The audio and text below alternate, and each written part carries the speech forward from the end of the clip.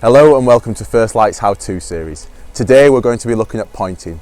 This is looking at the joints between all the paving flags on your patio.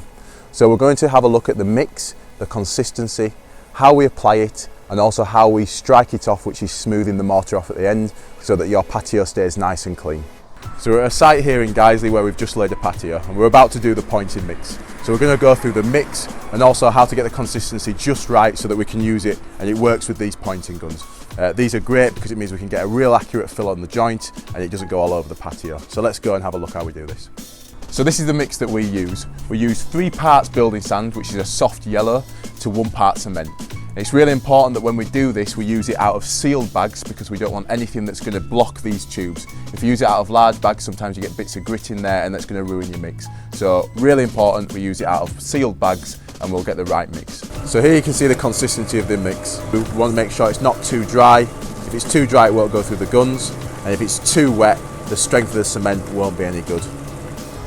Once the mix is ready, we then set up a little area we call a filling station.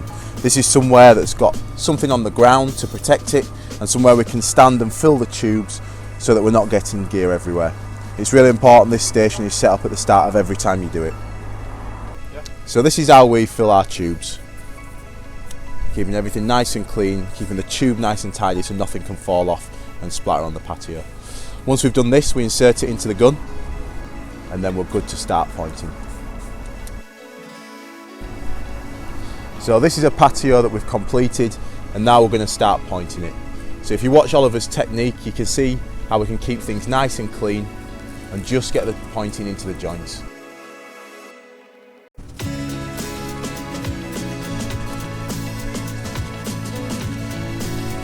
Now that the patio is all pointed, it's ready to strike off. We need to wait for about 2 or 3 hours first before we can do this so that the pointing is hard enough so that when we strike it, it doesn't mark the patio. Now that the pointing's had time to dry, we can start striking it.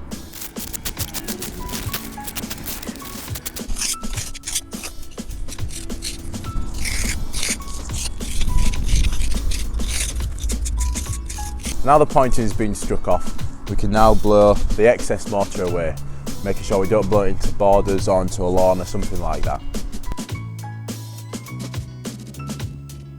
Now that the patio's all been blown off, all the excess, we can now follow through with our second strike to make sure that we've caught every single bit and make sure the patio's totally sealed.